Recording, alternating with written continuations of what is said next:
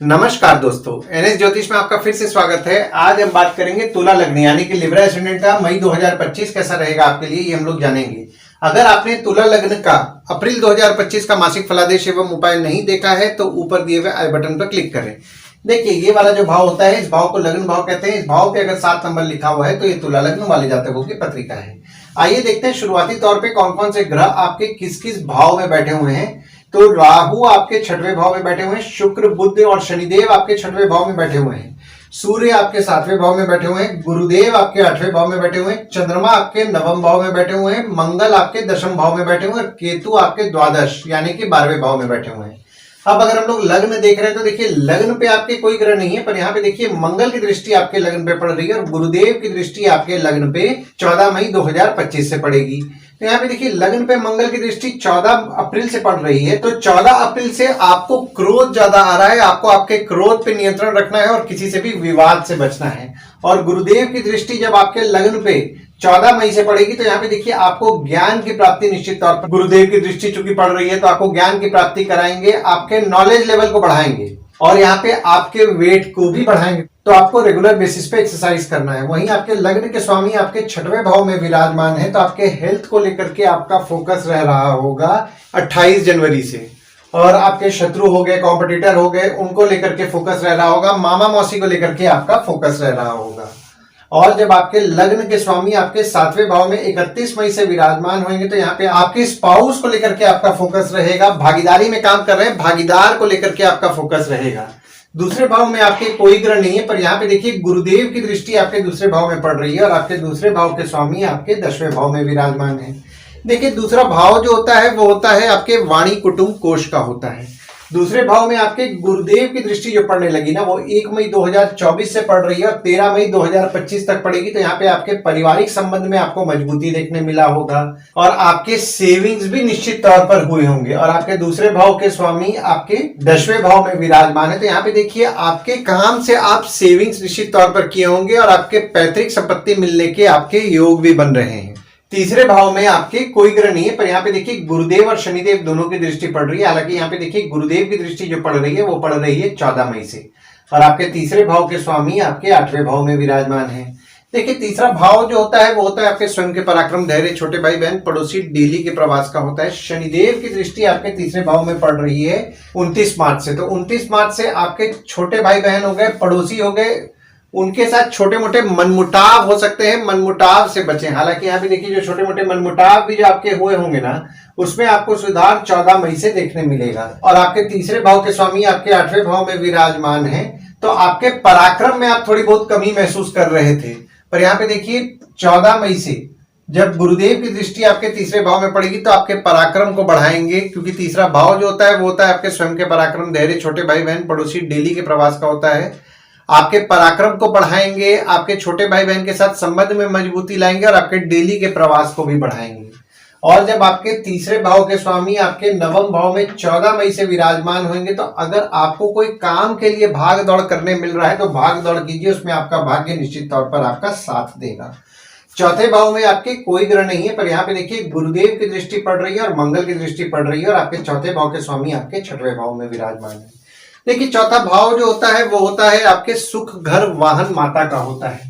चौथे भाव में आपके गुरुदेव की दृष्टि पड़ रही है 1 मई 2024 से, तो यहाँ पे आपको घर, वाहन, माता का सुख निश्चित तौर पर मिलेगा। पर आपकी माता को 14 मई से क्रोध ज्यादा आएगा। डिप्लोमेटिकली अगर आप हैंडल कर रहे हैं तो निश्चित तौर पर पॉजिटिव रिजल्ट देखने मिलेगा। और माता की स्वास्थ्य का आपको ध्यान देना है, माता की स्वास्थ्य थोड़ी बहुत बिगड़ सकती है। 5वें भाव में आपके राहु 29 मई को विराजमान हो रहे हैं, गुरुदेव की दृष्टि पड़ रही है और मंगल की दृष्टि पड़ रही है और आपके 5वें भाव के स्वामी आपके 6वें भाव में विराजमान है।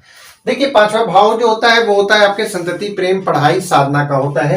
राहु आपके 5वें भाव में विराजमान हो गए 29 मई से, तो 29 मई से आपके बच्चों के स्वभाव में आपको जिद देखने मिलेगा। हालांकि यहाँ पे देखिए, आपके बच्चों के साथ आपके संबंध में आपको मजबूती 14 मई से देखने मिलेगा और आपके बच्चों को 14 अप्रैल से क्रोध भी ज्यादा आ रहा है। देखिए, क्रोध उनको ज्यादा आ रहा है, थोड़ा समझदारी और डिप्लोमेटिकली अगर आप उनको हैंडल कर रहे हैं तो निश्चित तौर पर पॉजिटिव रिजल्ट मिल रहा है। क्योंकि यहाँ पे देखिए 29 मार्च के बाद से आपके बच्चों को आप समझाने जाएंगे, वे आपके बात को नेगेटिव वे में लेंगे। अगर आपका किसी के साथ प्रेम संबंध चल रहा है यानी कि आपके प्रेमी या प्रेमिका है, उनको समझाने जाएंगे, वे आपके बात को नेगेटिव वे में लेने वाले हैं। तो थोड़ा डिप्लोमेटिकली अगर आप समझा रहे हैं तो आपको ज्यादा अच्छा रिजल्ट देखने मिलेगा। और आपके पेट से संबंधित छोटी मोटी समस्याएं भी आपको हो सकती है। छठवें भाव में आपके राहु विराजमान है और शुक्र विराजमान है, बुध विराजमान है और शनिदेव विराजमान है। और आपके छठवें भाव के स्वामी आपके 8वें भाव में विराजमान होकर के विपरीत राजयोग का निर्माण कर रहे हैं। देखिए छठवां भाव जो होता है वो होता है आपके रोग ऋण शत्रु मामा मौसी का होता है। छठवें भाव में आपके राहु विराजमान है तो आपके शत्रु या कॉम्पिटिटर का तो नाश आप निश्चित तौर पर करेंगे। और शुक्र भी जो आपके छठवें भाव में विराजमान है आपके लग्न के स्वामी हैं और आपके 8वें भाव के स्वामी हैं जो कि छठवें भाव में विराजमान। तो यहाँ पे देखिए शुक्र द्वारा भी आपके पत्रिका में विपरीत राजयोग बन रहा है और गुरुदेव द्वारा भी आपके पत्रिका में विपरीत राजयोग बन रहा है। तो आपके शत्रु या कॉम्पिटिटर का तो आप नाश निश्चित तौर पर करेंगे। छोटी मोटी बीमारी हो रही है उसमें भी आपको कुछ ना कुछ सुधार देखने मिलेगा। और बुध जो है, बुध आपके 9वें भाव के स्वामी है और आपके 12वें भाव के स्वामी हैं जो कि छठवें भाव में विराजमान हो रहे हैं। तो यहाँ पे देखिए बुध द्वारा भी विपरीत राजयोग बन रहा है, यानी कि शुक्र बुध दोनों द्वारा विपरीत राजयोग आपके पत्रिका में बन रहा है। तो निश्चित तौर पर आपको पॉजिटिव रिजल्ट तो देखने मिलेगा। और अगर आपके शत्रु या कॉम्पिटिटर पे कुछ खर्चा भी हो रहा है ना तो खर्चा कीजिए, वो आपके लिए लाभदायक साबित होगा। देखिए शनिदेव आपके छठवें भाव में जो विराजमान हो रहे हैं ना तो सुख में थोड़ी बहुत कमी महसूस करेंगे। घर वाहन को लेकर के छोटी मोटी समस्याएं आपको देखने मिलेंगी। और आपके बच्चों की स्वास्थ्य का भी आपको ध्यान देना है। यहाँ पे बच्चों की स्वास्थ्य भी थोड़ी बहुत बिगड़ सकती है। और प्रेम संबंध अगर आपका चल रहा है तो प्रेम संबंध में भी थोड़ा बहुत उतार चढ़ाव आपको देखने मिलेगा। देखिए यहाँ पे उतार चढ़ाव देखने मिलेगा पर गुरुदेव की दृष्टि चूंकि पड़ रही है आपके 5वें भाव में तो संबंध को आपके बैलेंस करेंगे। 7वें भाव में आपके सूर्य विराजमान है, बुध 7 मई को विराजमान होंगे और शुक्र 31 मई को विराजमान होंगे। और आपके 7वें भाव के स्वामी आपके 10वें भाव में विराजमान है। देखिए 7वां भाव जो होता है वो होता है आपके स्पाउस भागीदार का होता है। सूर्य आपके 7वें भाव में विराजमान है और सूर्य आपके 11वें भाव के स्वामी है जो कि 7वें भाव में विराजमान है 13 अप्रैल से लेकर के 14 मई तक। तो 13 अप्रैल से 14 मई तक अगर आपकी स्पाउस वर्किंग है तो उनसे आपके लाभ के योग बन रहे हैं। भागीदारी में काम कर रहे हैं, भागीदार द्वारा लाभ के योग बन रहे हैं। और अगर आपकी स्पाउस आपके काम में मदद कर रही है तो आपके लाभ के योग तो बन ही रहे हैं। वहीं देखिए यहाँ पे बुध जब आपके 7वें भाव में 7 मई से लेकर के 22 मई तक विराजमान होंगे तो यहाँ पे देखिए बुध द्वारा आपके पत्रिका में राजयोग का निर्माण हो रहा है। तो आपकी स्पाउस हो गए, भागीदार हो गए, वे आपके लिए किसी न किसी तरीके से सहायक बनेंगे। आपकी स्पाउस या भागीदार का आपको सहयोग मिलेगा और उनके द्वारा आपको लाभ निश्चित तौर पर होगा। और शुक्र जो है, शुक्र भी 31 मई को आपके 7वें भाव में विराजमान होंगे तो आपकी स्पाउस द्वारा अचानक धन लाभ के योग 31 मई से बन रहे हैं। हालांकि यहाँ पे देखिए आपकी स्पाउस की स्वास्थ्य थोड़ी बहुत बिगड़ सकती है। 8वें भाव में आपके गुरुदेव विराजमान है, सूर्य 15 मई को विराजमान होंगे और बुध 23 मई को विराजमान होंगे। और शनिदेव की दृष्टि भी आपके 8वें भाव में पड़ रही है। देखिए 8वां भाव जो होता है वो होता है आपके आयु जीवन मृत्यु अचानक धन लाभ ससुराल का होता है। देखिए 8वें भाव में आपके शनिदेव की दृष्टि 29 मार्च से पड़ने लगेगी। तो यहाँ पे देखिए आपके ससुराल वालों के साथ मतभेद तो हो ही रहे थे, मनमुटाव होने की संभावनाएं भी बन रही है, मनमुटाव से बचें। और सूर्य जब आपके 8वें भाव में 15 मई से विराजमान होंगे और बुध 23 मई से विराजमान होंगे तो आपके 8वें भाव में बुध आदित्य योग का भी निर्माण हो रहा है। तो जो भी लोग जमीन से नीचे से संबंधित काम कर रहे हैं उनके काम में उनको बढ़ोतरी भी देखने मिलेगा, उनके काम में उनका भाग्य भी साथ देगा। और बुध द्वारा भी आपके पत्रिका में विपरीत राजयोग का निर्माण हो रहा है 23 मई से।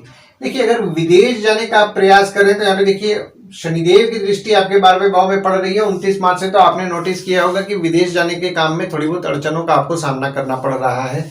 और यहाँ पे देखिए अड़चनें थोड़ी बहुत बढ़ेंगी 23 मई से। तो अपने प्रयास को आपको बढ़ाना पड़ेगा। अगर आप 100% प्रयास कर रहे हैं तो यहाँ पे आपको 200% जाकर के प्रयास करेंगे तो जाके 50% काम होने वाला है। तो आपको आपके प्रयास को बढ़ाना है। और 23 मई से आप खर्च भी कम करेंगे। 9वें भाव में आपके चंद्रमा विराजमान है और गुरुदेव 14 मई को विराजमान हो जा रहे हैं और आपके 9वें भाव के स्वामी आपके 6वें भाव में विराजमान है।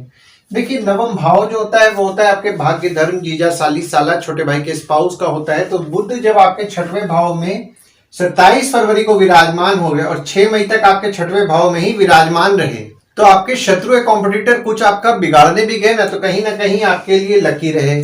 और जब शुक्र आपके 7वें भाव में 7 मई से लेकर के 22 मई तक विराजमान रहे तो यहाँ पे देखिए आपके स्पाउस हो गए, भागीदार हो गए, वे आपके लिए लकी रहे। और जब 23 मई को आपके 8वें भाव में बुध विराजमान हो गए तो आपके ससुराल वाले भी आपके लिए कोई ना कोई तरीके से लकी रहने वाले हैं। हालांकि यहाँ पे देखिए 23 मई से आपका भाग्य जैसे साथ दे रहा था, थोड़ी बहुत भाग्य में आप कमी महसूस करेंगे। देखिए गुरुदेव आपके नवम भाव में 14 मई को विराजमान हो रहे हैं, और गुरुदेव जो है, गुरुदेव आपके तीसरे भाव के स्वामी हैं और आपके छठवें भाव के स्वामी हैं, जो कि नवम भाव में 14 मई से विराजमान हो रहे हैं। तो देखिए आपका भाग्य तो साथ देगा ही, पर यहाँ पे आपके शत्रु या कॉम्पिटिटर का भी भाग्य 14 मई से अच्छा साथ देने वाला है। और चंद्रमा आपके नवम भाव में 1, 2, 28, 29 और 30 तारीख को विराजमान है। तो देखिए 1, 2, 28, 29 और 30 तारीख को आपके बॉस हो गए, पिता हो गए, कहीं ना कहीं उनका सहयोग आपको अच्छा मिलेगा। और दशम भाव में आपके मंगल विराजमान है, और यहाँ पे मंगल नीच के हो जा रहे हैं। देखिए दशम भाव जो होता है वो होता है आपके बॉस, पिता, काम, ऑफिस का होता है। तो दशम भाव में आपके मंगल विराजमान हो गए 14 अप्रैल से। तो 14 अप्रैल से आपने नोटिस किया होगा कि आपके बॉस और पिता के स्वभाव में थोड़ा क्रोध बढ़ा है, ऑफिस का माहौल थोड़ा गर्म रह रहा है। तो आपको डिप्लोमेटिकली चीजों का हैंडल करना है, क्योंकि देखिए आपके बॉस को भी क्रोध आ रहा है, आपको भी क्रोध आ रहा है। तो यहाँ पे छोटे मोटे विवाद हो सकते हैं, विवाद से बचें। पर अगर मैं कार्य क्षेत्र की बात करूं तो कार्य क्षेत्र में आपका हिम्मत अच्छा रहने वाला है, और आप आपके काम में मेहनत भी करेंगे। 11वें भाव में आपके केतु 29 मई को विराजमान हो रहे हैं, और आपके 11वें भाव के स्वामी आपके 7वें भाव में विराजमान है। देखिए 11वां भाव जो होता है वो होता है आपके आय, यानी कि इनकम, दोस्त, पहचान के लोग, कम्युनिकेशन, बड़े भाई बहन का होता है। केतु आपके 11वें भाव में जब 29 मई से विराजमान होंगे तो इनकम के लिए निश्चित तौर पर शुभ फल की प्राप्ति कराएंगे। पर यहाँ पे आपके बड़े भाई बहन हो गए, दोस्त हो गए, पहचान के लोग हो गए, उनको आपको प्रिडिक्ट करना थोड़ा मुश्किल जाएगा। वे बोलेंगे कुछ और करेंगे कुछ।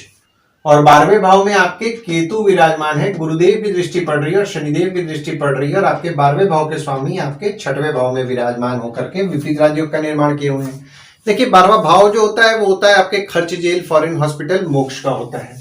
12वें भाव में आपके केतु विराजमान हो गए 30 अक्टूबर 2023 से, और 28 मई 2025 तक विराजमान रहेंगे। तो यहाँ पे खर्चों का हिसाब रखना आपको थोड़ा मुश्किल जाएगा, यानी कि खर्चे आप करेंगे लेकिन खर्चों का हिसाब नहीं रख पाएंगे। और गुरुदेव की दृष्टि भी आपके 12वें भाव में पड़ रही है और शनिदेव की दृष्टि पड़ रही है।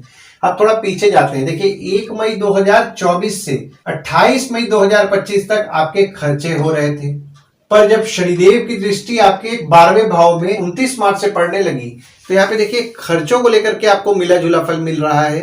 आपका खर्च जो ज्यादा हो रहा था उसमें आप कुछ कंट्रोल कर पाए हैं। दवाई संबंधित, हॉस्पिटल संबंधित जो आपके खर्चे बढ़े हुए थे उसमें आपको सुधार देखने के लिए मिला है, और आपके शत्रु या कॉम्पिटिटर को भी आप कंट्रोल कर पा रहे हैं। तो ओवरऑल अगर मैं देख रहा हूं ना मई का महीना, तो देखिए मई के महीना में बस आपको ऑफिस का माहौल जो थोड़ा बहुत गर्म रहेगा उसमें आपको समझदारी और डिप्लोमेटिकली निकालना है, किसी से भी विवाद में नहीं पड़ना है, और आपको आपके क्रोध पे भी नियंत्रण रखना है। पर जो भी लोग घर वाहन से संबंधित काम कर रहे हैं, ट्रांसपोर्ट, रियल एस्टेट से संबंधित काम कर रहे हैं, देखिए फर्स्ट हाफ यानी कि 13 मई तक तो काम तो भी ठीक चलेगा, पर 13 मई के बाद घर वाहन को लेकर के छोटी मोटी समस्याएं उत्पन्न हो सकती हैं। माता की स्वास्थ्य थोड़ी बहुत बिगड़ सकती है, तो इस चीज का ध्यान देना, और काम पे आपके फोकस आपको ज्यादा रखना है। ये बात मैं बोल रहा हूँ जो लोग ट्रांसपोर्ट, रियल एस्टेट से संबंधित काम कर रहे हैं, काम पे फोकस अपना रखें। आइए दोस्तों अब हम लोग ये समझने का प्रयास करते हैं कि मई के महीना में गुड डेट्स, बैड डेट्स और रेमेडीज आपके लिए क्या होते हैं। तो गुड डेट्स वो डेट्स हो जाते हैं जिस दिन अगर आप कोई नया काम शुरू करना चाह रहे हैं, कोई कंपनी में आपके एग्रीमेंट हो रहा है, कोई कंपनी में आपकी ज्वाइनिंग हो रहा है, या फिर अगर आप कहीं बाहर जाने का प्लान कर रहे हैं, कोई भी अच्छा काम करना चाह रहे हैं, तो इस डेट्स को आप कंसिडर कर सकते हैं। तो डेट्स हो जाते हैं 1 से 5 तारीख, 11 तारीख, 12 तारीख, 18 तारीख, 19 तारीख, 24 तारीख, 25 तारीख, 28 तारीख से 30 तारीख। वहीं बैड डेट्स में अगर आप कहीं बाहर जाने का प्लान कर रहे हैं, कोई कंपनी में आपके एग्रीमेंट हो रहा है, कोई कंपनी में आपके ज्वाइनिंग हो रहा है, या फिर अगर आप कोई नया सामान खरीदना चाह रहे हैं, कोई भी अच्छा काम करना चाह रहे हैं, तो इस डेट्स को आप अवॉइड कीजिए। तो डेट्स हो जाते हैं 8 से 10 तारीख, 22 तारीख, 23 तारीख, 26 तारीख और 27 तारीख। इस डेट्स को आप कहीं लिख के रख लीजिए ताकि आपके ध्यान में रहे। और उपाय में आपको साईं बाबा और दत्त भगवान के मंदिर जाना है, साईं बाबा और दत्त भगवान की उपासना रेगुलर बेसिस पे करना है। और बुधवार के दिन अगर आप विष्णु रामकृष्ण भगवान की उपासना कर रहे हैं, विष्णु रामकृष्ण भगवान के मंदिर जा रहे हैं, तो आपको अच्छा लाभ होगा। आशा करता हूं इस वीडियो में दी हुई जानकारी आपको पसंद आई होगी। अगर आप हमें YouTube पे देख रहे हो और ये वीडियो आपको पसंद आया हो तो इस वीडियो को लाइक कीजिए, चैनल को सब्सक्राइब कीजिए, नोटिफिकेशन पे जरूर दबाइए। और अगर आप हमें फेसबुक पेज पे देख रहे हैं तो फेसबुक पेज को लाइक कीजिए और फॉलो कीजिए। धन्यवाद दोस्तों, कल फिर मिलेंगे एक नए वीडियो के साथ।